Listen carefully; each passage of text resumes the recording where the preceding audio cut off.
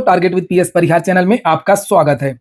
आइए शुरू करते हैं और देख लेते हैं कि दैनिक रोजगार समाचार भाग 2 के इस वीडियो में विद्यार्थी जीवन से संबंधित कौन-कौन सी सूचनाएं हैं। तो वीडियो को जल्दी से लाइक कर दें, शेयर कर दें और जिन छात्रों ने चैनल को अभी भी सब्सक्राइब ना किया हो तो जल्दी से सब्सक्राइब कर लें ताकि आप लोगों को इसी प्रकार की ऑथेंटिक अपडेट सबसे पहले मिलती रहे। चलिए शुरू करते हैं। वैसे मैंने इसके बारे में आप लोगों को कल ही जानकारी दी थी, लेकिन आज के समाचार पत्रों के माध्यम से भी जानकारी दी गई है।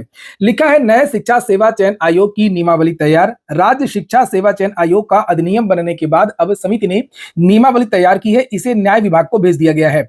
इस आयोग के जल्दी अस्तित्व में आने की उम्मीद है और नए आयोग का मुख्यालय प्रयागराज में भी बनाया जाना है। भवन और स्थान की उपलब्धता को देखते हुए इसका कार्यालय वर्तमान में क्रियाशील उत्तर प्रदेश माध्यमिक शिक्षा सेवा चयन बोर्ड के भवन में बनाया जा सकता है। प्रतियोगी छात्र प्रतिनिधिमंडल के शीतला प्रसाद ओझा की अगुवाई में प्रतिनिधिमंडल ने शासन में अधिकारियों व माध्यमिक शिक्षा निदेशक से मुलाकात की है। उनके अनुसार शासन स्तर से जानकारी मिली है कि नया चयन आयोग जल्द ही क्रियाशील हो जाएगा। वहीं पर शासन ने जो बातें बताई हैं उनमें से एक LTGIC के बारे में ये बताया गया अधिकारियों से कि नवंबर या दिसंबर के महीने में LTGIC की जो वैकेंसी है वो आ जाएगी और शिक्षा सेवा चयन आयोग भी जल्द क्रियाशील हो जाएगा। TGT PGT एग्जाम के बारे में जो नया शिक्षा सेवा चयन आयोग है वही निर्णय लेगा, ये शासन इस पर कोई निर्णय नहीं लेगा।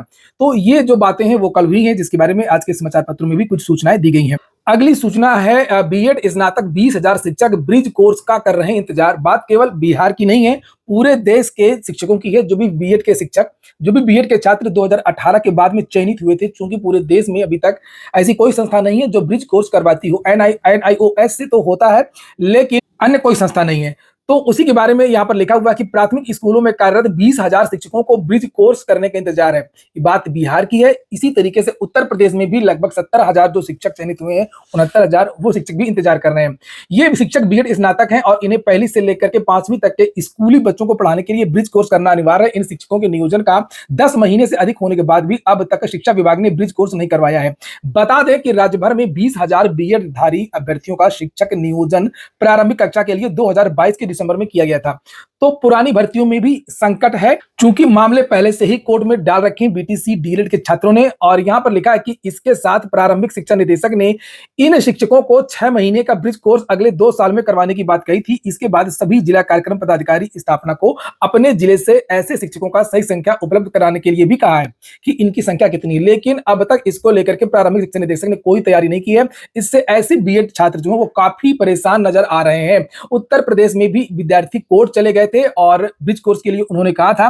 तो शासन की तरफ से यह कहा गया है कि मामला अभी कोर्ट में चल रहा है। सूची को रिवाइज्ड होना है। 69,000 में आरक्षण को लेकर के विवाद है। मामला डबल बेंच में गया है। उसके बाद में ही तय हो पाएगा कि कौन ब्रिज कोर्स करेगा, कौन ब्रिज कोर्स नहीं करेगा। वहीं पर बिहार की जो शिक्षक भर्ती की प्रक्रिया चल रही है, 1,70,000 पदों पर जो भर्ती हो रही है, उसको लेकर के भी मामला कोर्ट में है। परिणाम अभी रुका हुआ है और 9 तारीख यानी कल सुनवाई है। ये आप लोग स्टेटस देख सकते हैं।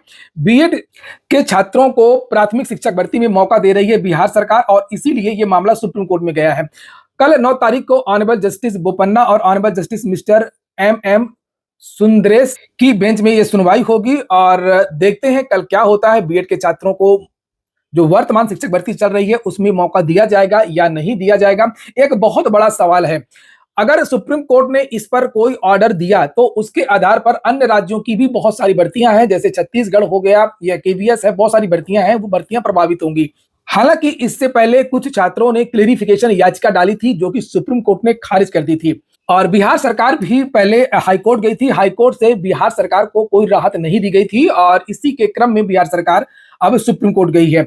जैसे ही यहां से सुप्रीम कोर्ट से इस केस का जो वारा नारा होता है, जो भी चीजें होंगी, सुप्रीम कोर्ट में बहुत ज्यादा तारीखें नहीं लगती हैं।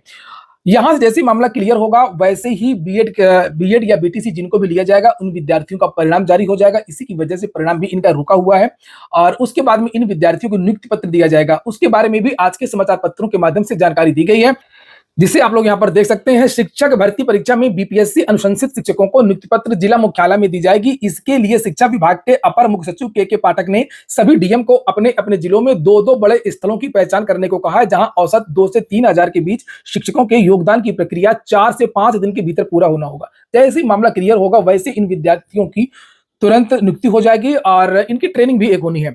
इसमें एक स्थल का चयन मूल आयोजन के लिए होगा, जबकि एक स्थल वैकल्पिक व्यवस्था के तहत आरक्षित रहेगा। अब स्कूलों में मोबाइल फोन के प्रयोग पर लगेगा प्रतिबंध। अब उत्तर प्रदेश की बात हो रही है। अब स्कूलों में मोबाइल फोन के प्रयोग पर प्रतिबंध लगाया जाएगा। विद्यार्थी और शिक्षक इसका प्रयोग स्कूल परिसर में नहीं कर सकेंगे। यदि वे मोबाइल फोन का उपयोग करते हुए पकड़े गए तो दंड दिया जाएगा। पहले चेतावनी और जुर्माना होगा। यदि इसके बाद भी इनके पास मोबाइल मिला तो निष्कासन तक कर दिया जाएगा। मोबाइल फोन के कारण आए दिन हो रही घटनाओं को देखते हुए स्कूलों के लिए बन रही सुरक्षा एवं संचालन नियमावली में इसका प्रावधान किया जाएगा। शुक्रवार को इसके लिए बनाई गई 11 सदस्यीय कमेटी की बैठक में तमाम बिंदुओं पर चर्चा की गई। ये तो स्वागत योग्य कदम है। लिखा है कि वहीं प्रधानाचार्य और प्रशासनिक पदों पर कार्यरत शिक्षकों को इसके प्रयोग पर नियमों के दायरे में छूट मिलेगी। केवल उन शिक्षकों को जिनके पास कोई पद है अतिरिक्त। शिक्षकों को आपात स्थिति में प्रधानाचार्य कार्यालय में ही इसकी प्रयोग की छूट दी जाएगी। चूंकि शिक्षक भी मोबाइल में व्यस्त रहते हैं। और माध्यमिक शिक्षा विभाग के संयुक्त शिक्षा निदेशक लखनऊ मंडल प्रदीप कुमार ने बताया कि बैठक में मोबाइल फोन पर सख्ती के साथ प्रतिबंध लगाने पर चर्चा हुई और इसके लिए नियमावली में व्यवस्था की जाएगी। महानिदेशक स्कूल शिक्षा कार्यालय में हुई बैठक में कमेटी के सदस्य अनएडेड प्राइवेट एसोसिएशन के अध्यक्ष अनिल अग्रवाल ने कहा कि प्रधानाचार्य शिक्षक प्रबंध तंत्र के लिए नियम बनाने के साथ साथ अभिभावकों की भी जवाबदेही तय की जाएगी। फर्जी डिप्लोमा का प्रमाण पत्र लगा बन गया सहायक उप निरीक्षक। एफआईआर हो गई है। सहायक उप निरीक्षक लेखा भर्ती परीक्षा में फर्जी शैक्षिक दस्तावेज के जरिए एक अभ्यर्थी चयनित हो गया। गोपनीय शिकायत पर तब जांच हुई, तब इसका खुलासा हुआ। भर्ती बोर्ड के डीएसपी एहसान उल्लाह खान ने शुक्रवार को हुसैनगंज थाने में अभ्यर्थी पर एफआईआर दर्ज कराई है। उसका चयन भी निरस्त कर दिया गया। वर्ष 2021 में सहायक उप निरीक्षक लेखा पदों पर सीधी भर्ती में अयोध्या के ओमपुरम कॉलोनी निवासी कृष्ण कुमार गिरी का उप निरीक्षक लेखा पद पर चयन हुआ था, लेकिन जांच में उसका पीजीडीसीए का प्रमाण पत्र फर्जी मिला था। इसीलिए मैं आप लोगों से कहा करता हूं कि सरकारी नौकरियों में सोच समझ करके आप लोग कोई काम करें। जांच जरूर होती है और भले ही इसमें देरी होती है। कई लोग ऐसे पकड़े गए हैं जो रिटायर होने वाले थे 60 साल के पहले, 59 साल के पहले, 58 साल की उम्र में पकड़े गए, गिरफ्तार भी हुए हैं, रिकवरी भी हुई है और जेल भी गए हैं।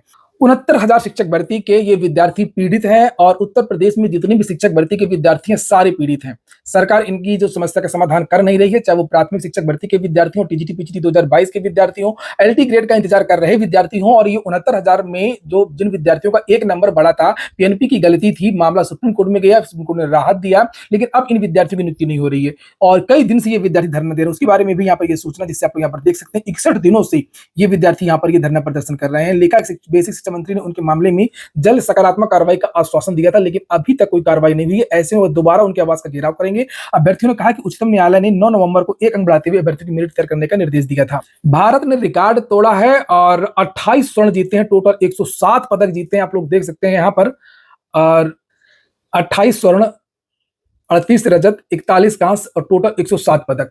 एसएससी की भी सूचना है। लिखा है एसआई भर्ती की आंसर की जारी कर दी गई है। कर्मचारी चयन आयोग ने दिल्ली पुलिस और central armed police force CAPF में सब इंस्पेक्टर भर्ती परीक्षा 2023 की उत्तर कुंजी शनिवार को जारी कर दी है। तो ठीक है दोस्तों, ये हो गया आज का वीडियो आपको अच्छा लगा हो, आपके काम का हो तो लाइक अवश्य कर दें। जिन छात्रों ने चैनल को सब्सक्राइब न किया हो, सब्सक्राइब कर लें। पूरा वीडियो सुनने के लिए बहुत बहुत धन्यवाद।